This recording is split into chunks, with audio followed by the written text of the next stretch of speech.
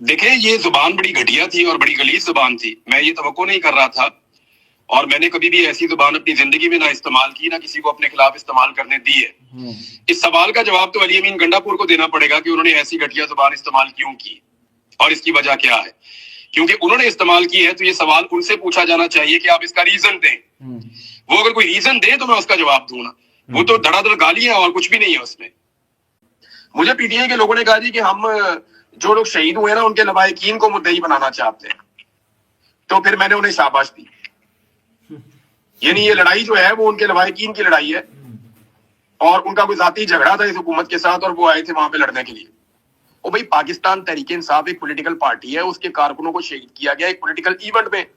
تو Tehreek Insaf political party کو بطور پارٹی اس کے اوپر مقدمے درج کرنے چاہیے اور انہیں ہی اس کا مدعی بننا چاہیے اور باقی سارے مدعیوں کو اپنے ساتھ کھڑے کرنا چاہیے. لیکن بدقسمتی سے وہ یہ کر نہیں پا رہے. دیکھیں دو تو مدعی بلوچستان کے, دونوں کے بارے میں مجھے پتا ہے وہ کھڑے ہیں. اسی طرح کچھ آپ کے یا مری سے مدعی ہیں اور ادھر سے بھی ہیں, خیبر پختونخوا سے بھی, ایک جو ہے وہ پنجاب سے بھی ہے. جو ابھی تک 12 ہیں ان میں سارے آپ اکٹھے کر دیں تو بھائی یہ جو سارے مدعی ہیں یہ کھڑے ہو سکتے ہیں ایک دو کو چھوڑ کے.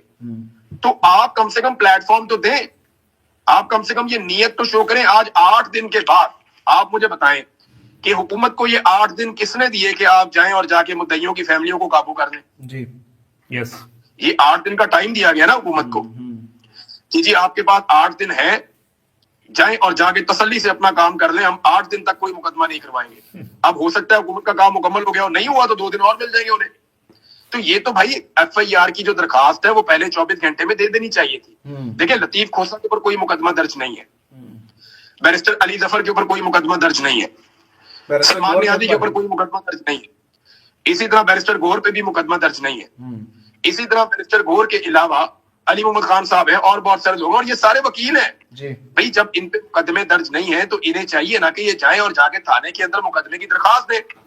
جب ان کا مقدمہ درج نہ کیا جائے تو اس کے بعد یہ عدالت میں جائیں. سی سی ٹی وی فوٹیج کو پریزرو کرنے کے لیے ابھی اگر کہہ دیں کہ جناب سی سی ٹی وی فوٹیج ہمیں چاہیے, وہ کہیں گے ہم نے تو 2 دن پہلے ریز کر دی ہے, ہمارا ایک ایس او پی بنا ہوا ہے, اس کے مطابق 3 مہینے بعد ہماری وہ کر کے یہ ہو جاتا ہے. وہ کہانی سنا دیں گے سافٹ ویئر ہمارا کرپٹ ہو گیا, پچھلے دنوں انٹرنیٹ بند ہوا تھا, وہ وائرس آ گیا تھا. یہ ایک سے ایک کہانی آپ کو دے دیں گے, نہیں, ان کے پاس آگ لگا دیں گے. ظاہر ہے ان کے پاس جواز تو بہت ہے, لیکن پاکستان تحریک انصاف جواز خود بھی فراہم کر رہی ہے. وہ ایف آئی آر بھی درج نہیں کر رہے, دوسری طرف سے گولیاں بھی چل گئیں.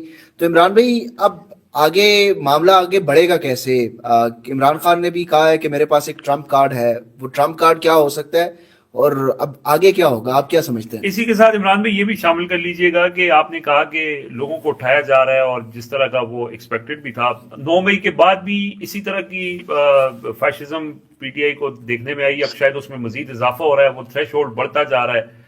تو کیا یہ سب کرنے سے لوگوں کی آواز کو دبایا جا سکتا ہے, جمہور کی آواز کو دبایا جا سکتا ہے, جو حکومت سمجھتی ہے کہ ہم زور زبردستی طاقت کے زور پہ یہ سب کر لیں گے؟ دیکھیں دوسرے والے سوال کا جواب یہ کہ جو ہے پھر ویسے ہی چلے گا. یعنی دبا کے آپ جس طرح ملک کو چلا رہے ہیں اسی طرح چلائیں گے, اس سے کوئی بھی چیز فرق نہیں ہوگی.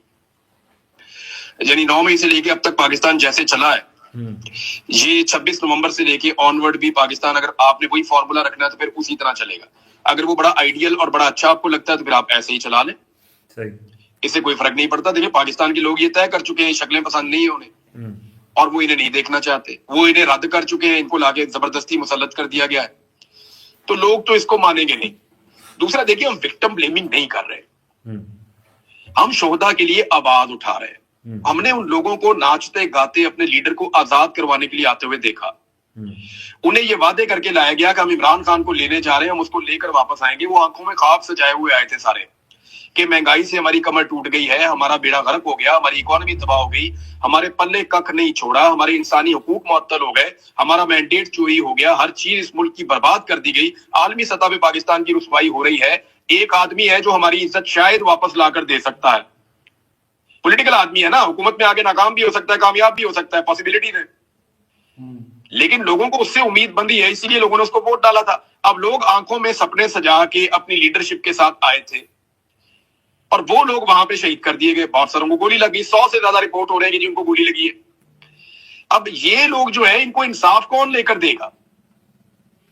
جو لوگ ان کو سپنے دکھا کر لائے تھے وہ ان کے انصاف کے لیے آواز کیوں نہیں اٹھا رہے؟ اور آواز خالی زبانی کلامی نہیں ہوتا، آپ نے پریکٹیکلی ثابت کرنا ہوتا ہے. یہ ایک وہ آپ نے دیکھا وہ لطیفہ تھا، اب کے مار، وہ اس کے منہ پہ ایک اور مارتا، اب کے مار، ان کا یہ حساب یہ کر رہے ہیں ان کے ساتھ.